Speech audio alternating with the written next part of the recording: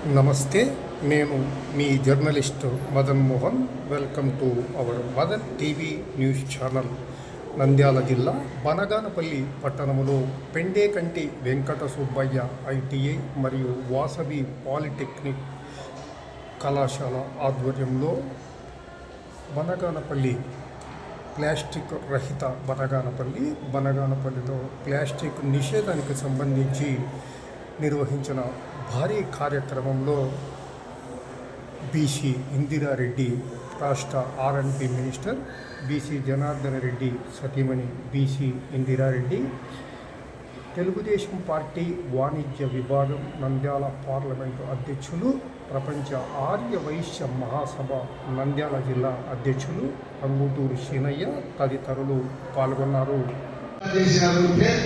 పర్యావరణ పరిరక్షణ, కాలుష్య నివారణ అనే కాన్సెప్ట్ మీద ముందుకు పోతున్నారు. ప్లాస్టిక్ ముఖ్యంగా ఈ పర్యావరణ కాలుష్యానికి ముఖ్య అవరోధం ఏంటంటే ప్లాస్టిక్ వాడకం వల్ల సమాజం చెడిపోవడమే కాకుండా కాలుష్యం అవుతుంది. ముఖ్యంగా ఈ కవర్లు తీసుకుపోయి డస్ట్బిన్లో వేయకుండా కాలువలు వేస్తున్నారు. ఆ కాలువలో వేయడం వల్ల ఆ కాలువలు మురికి కొడుతున్నాయి. దానివల్ల ఈగలు దోమల వల్ల మన ఆరోగ్యం బాగుంటుంది. కాబట్టి మన ఆరోగ్యం బాగుండాలనే ఉద్దేశంతో ఈ బృహత్తరమైనటువంటి కార్యాన్ని పక్కాగా తీసుకున్నారు. మీరు కూడా ఈ యొక్క కార్యక్రమానికి మీ వంతు సహాయ సహకారం అందించాలని కోరుకుంటున్నాను. ముఖ్యంగా జంతువుల వల్ల కూడా కాలుష్యం ఏర్పడుతుంది.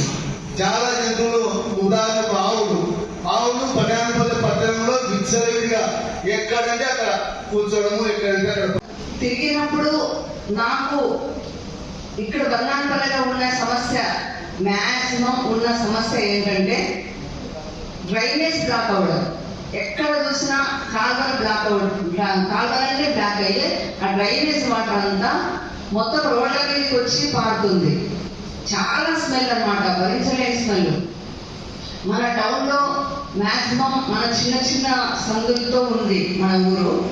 అందువల్ల గాలి సరిగా లేక, వెలుతురు సరిగా లేక, తర్వాత ఆ వాసనతో చాలా ఇబ్బందులు ఎదుర్కొంటున్నారు ఇళ్లలో ఉండేవాళ్ళు. అది నేను బాగా చూసి కనీసం డ్రైనేజ్ వాటర్ అన్న ఫ్లోలో వెళ్ళిపోతూ ఉంటే వీళ్ళందరికీ కూడా ఆ స్మెల్ రాకుండా, తర్వాత ఆ దోమలు లేకుండా, ఇదంతా బయట వచ్చి కూర్చునే పరిస్థితి కూడా ఉండదు వాళ్ళకి.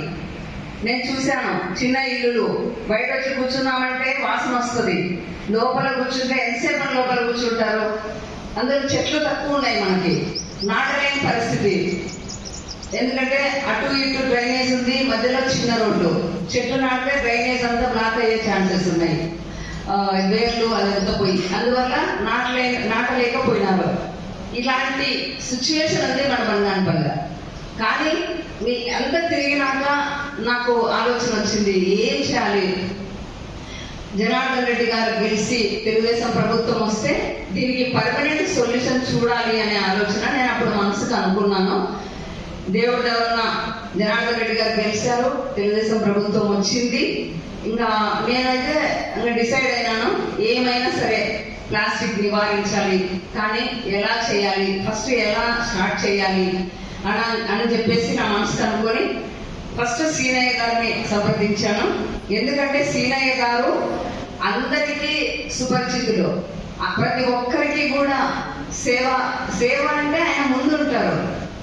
అసలు వాసవి ట్రస్ట్ ద్వారా ఎంతమందో మన బనగానపల్లిలో ఈయన ద్వారా లబ్ధి పొందుతున్నారు. కుంటి వాళ్ళు, గుడ్డి వాళ్ళు,